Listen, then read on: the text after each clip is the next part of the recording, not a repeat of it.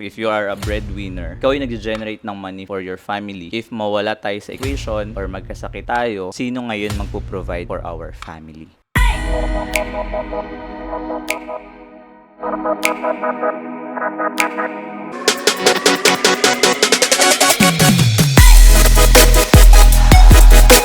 Hi everyone, welcome to Takeaways with Josh, where we share our biggest takeaways in life, finance, career, and business.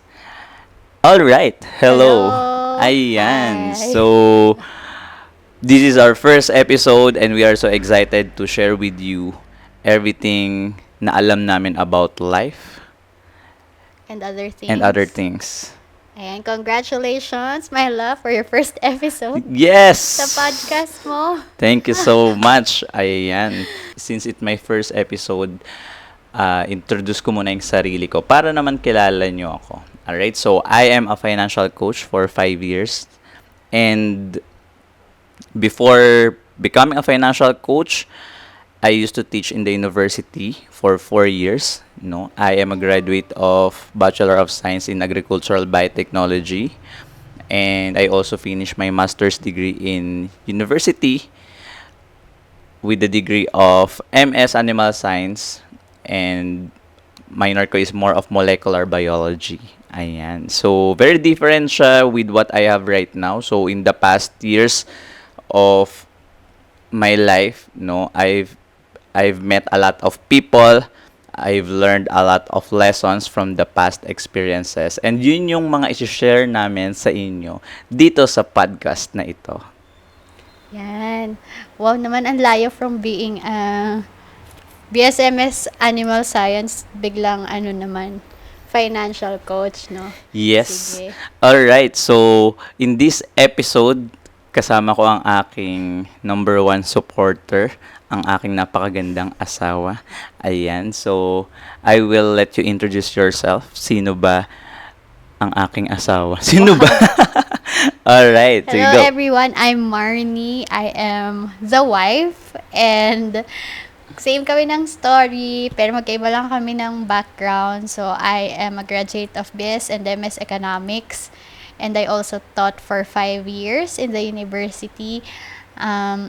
Economics din.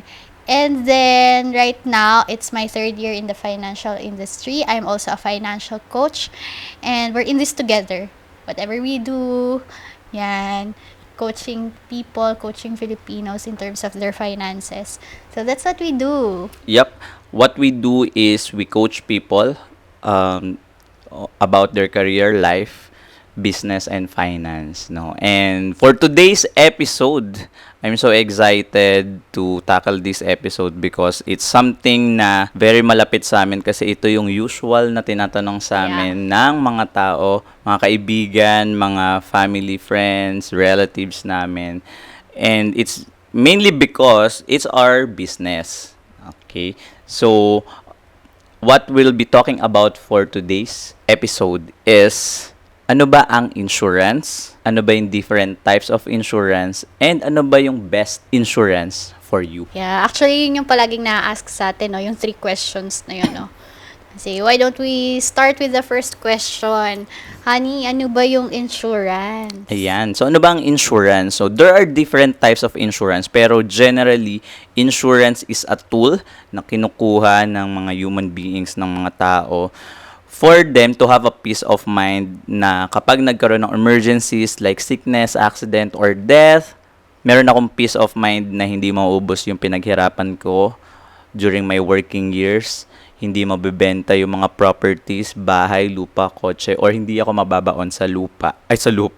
Hindi ako mababaon sa utang in case of those emergencies like sickness, accident, or death. Paano natin siya nasabi, honey, na like, it gives us peace of mind? What does insurance do? How does it really work practically?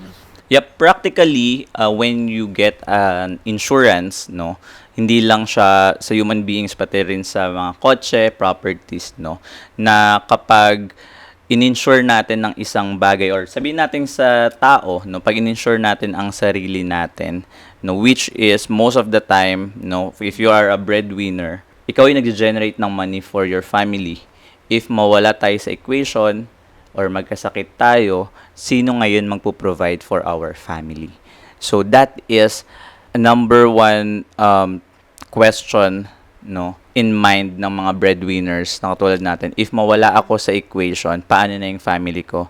Paano na sino na magpo-provide for them? Paano nila masusustain yung lifestyle na meron kami right now? Yeah, so that's what insurance is. It's basically saving or allotting part of our finances sa insurance, but when there's a sad event, meaning sickness, accident, or death, so meron siyang mabibigay sa atin na probably 500,000, 1,000,000, more than 1,000,000, 2, 3, 4, just in case. Dun sa mga just in case situations. So, di ba, it's just like saving 1,000, but in return, kapag may nangyari, wag naman sana, no, meron tayong mahuhugot na thousands or millions of money so that matulungan tayo to go over, to get through that season of hardship sa family. Yep. So, yun.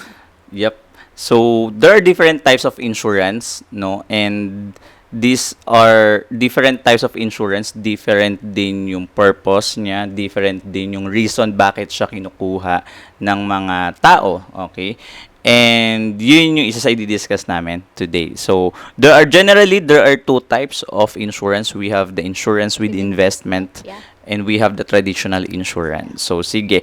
Honey, ano ba ang insurance with investment plan? Yan, insurance with investment. So, basically, ano siya? Insurance. It has a life insurance, and at the same time, it has also an investment component. So, it addresses two questions. First, what if we die early?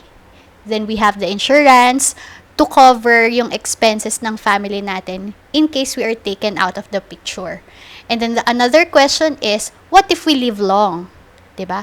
We have the investment part. So, let's say, yung investment natin, we can use that for retirement.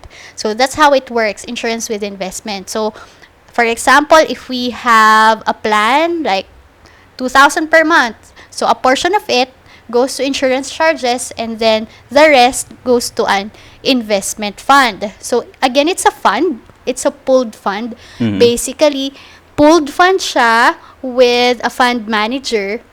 So, tayo, hindi na natin iisipin kung anong company tayo mag-invest. Diba? Ano na lang siya, ang iisipin na lang natin is that we need to invest consistently. Monthly, quarterly, semi-annual, or annual basis. So, that's how it works. Yep. And usually, itong mga ganitong plans is ito yung usual na first insurance ng Yeah. mga tao, mga Ako Pilipino, din. no. Even ako, no, when I started 2015, no, 2016, yun yung first insurance ko. Because dahil bata pa ako, gusto ko mag-ipon para sa future ko. At the same time, meron na rin akong life insurance since nagpo-provide ako sa family ko. Yeah. How about yung next natin, honey, the traditional life insurances? Yep. In terms of our traditional life insurance, we have three types. First is yung tinatawag nating whole life insurance. When we say whole life insurance, basically, kapag sinabi, generally, pag traditional plan, wala na tong investment, okay? Kapag whole life, life insurance lang, okay? So, ibig sabihin, in case of death, guaranteed na meron ma-receive yung family natin, no? So, usually ito is compared sa insurance with investment plan na meron siyang option na 10 years or 15 years or 20 years na paying period. Dito sa whole life insurance is short, mas mahaba yung paying period, okay? Hindi siya limited, may mga limited pay, pero most of the time, magabayad tayo hanggat buhay pa tayo. Ayun yung mga whole life insurances, no? And some other whole life insurances, meron pa yung kasamang cash benefit. So, as a bonus lang. Sige, honey, next one. What about the health insurance? Yep. Ang health insurance is traditional plan din siya, and most of the time, ang purpose nito is in case magkaroon ng sickness, meron tayo makukuhang money for our hospitalization. It covers most of the time diagnosis, cost, treatment, and rehabilitation. So, in case ma-admit tayo sa hospital, meron yung cash benefits na pwede nating makuha from the insurance company because we have this type of plan. Yeah, the health insurance. So maganda siya. So, lagi ko in-explain, para siyang whichever comes first. Yan. Mhm. Kapag just in case nagkaroon ng health emergency, nagkaroon tayo health emergency, may makukuha tayo from the plan. But at the same time, kapag biglang nagkaroon ng death, diba, medyo napa-shortcut, hindi na nagkasakit, the benefits or the death benefit would go to, mako-convert siya into a death benefit and it would go to our family, to our loved ones. Mhm. So, walang masasayang. Yan. How about the third one, honey? The third traditional plan is yung tinatawag nating term insurance. So, when we say term insurance, ibig sabihin may specific period of time ka lang na insured kapag nandito. Usually yan at 5 years. Pero usually ito, kinukuha ito kapag gusto natin ng short period of time lang tayo may insure. Yeah. But the good thing is that it's renewable. Okay? So, ibig sabihin, pwede tayong ma-insure usually hanggang 70 years old.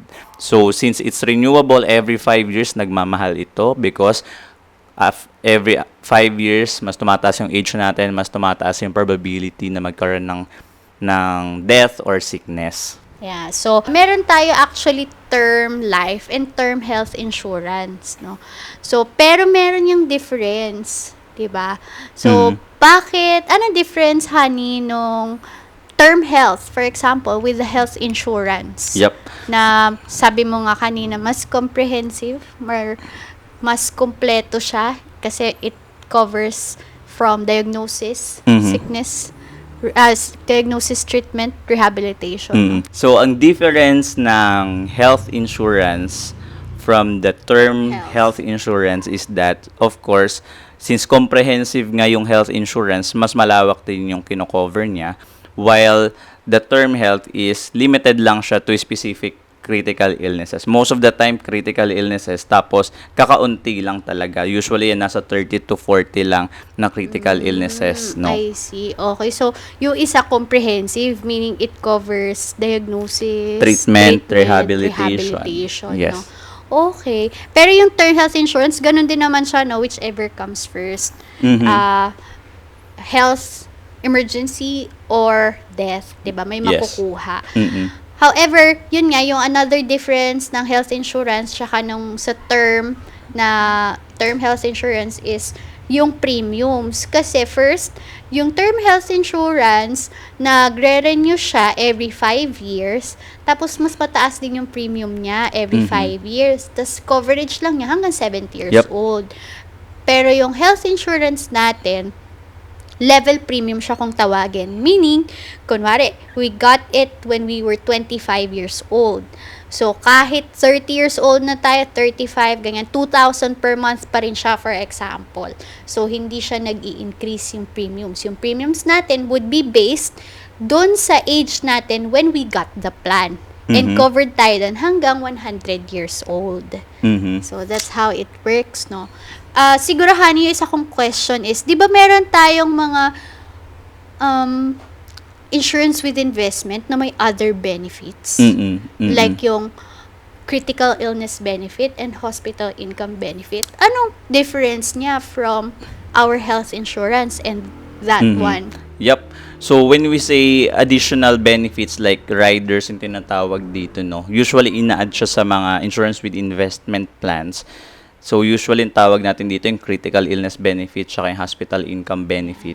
Usually, it's additional benefit lang talaga. And since additional benefit siya, limited lang din. Katulad nung health benefit na meron tayo sa term health insurance, no? So, usually 30 to 40 critical illnesses lang din na-cover dyan.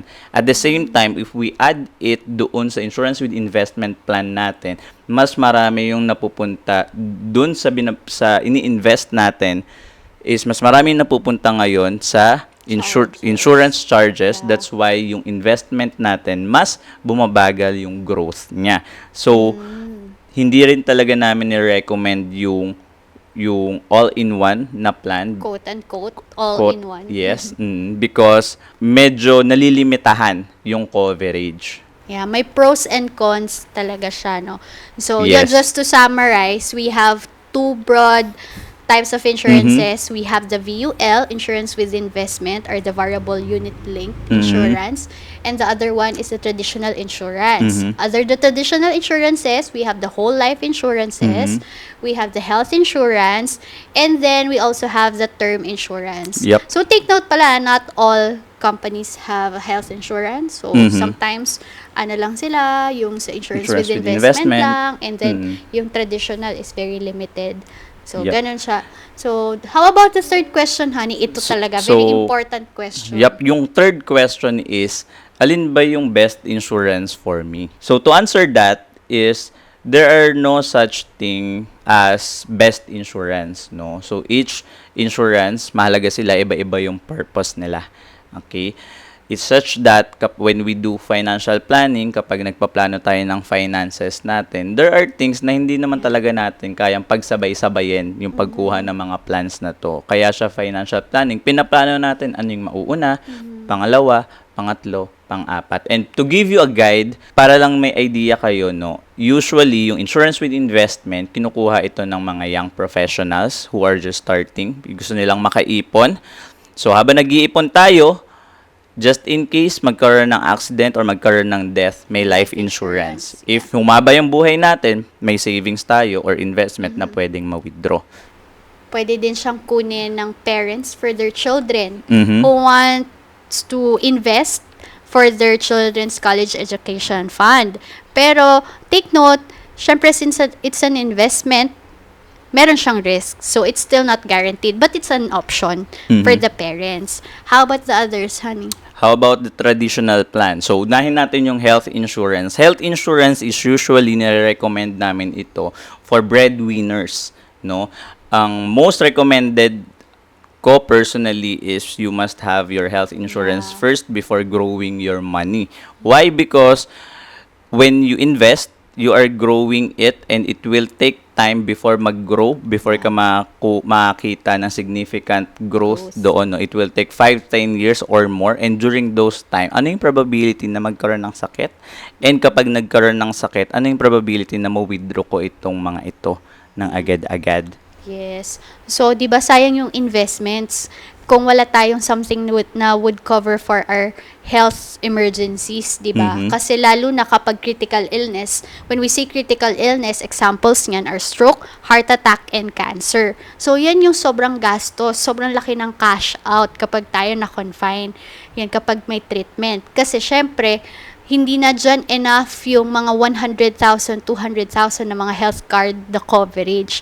Mhm. Kasi ang minimum na ginagastos from diagnosis, treatment, rehabilitation in case of these critical illnesses is minimum 2 million na. And that was Mm-mm. kailan yun? 2018 pa yun, no? 2018 pa yun. Eh how much Mm. more ngayon? Ang inflation naman, hindi lang sa food, hindi lang sa necessities, but also sa healthcare. Mm-mm. So, ganun siya kalaki. So, ang health insurance talaga, for all ages yan. As long as we can still get a health insurance, ina-advise talaga namin na yun yung unahin. Mhm. Kasi, mahirap mag-apply ng health insurance kapag meron na tayong pre-existing illness. For example, nagka-stroke na, nagka-heart attack na, or may diabetes. So, the best time to get a health insurance is while we are young and we are healthy. Yep. Yeah. All right. So we have the insurance with investment for young professional and parents, and for the health insurance is for everyone, young professional, breadwinners specifically, and for the kids na din. Pwede din siya sa And kids. then for the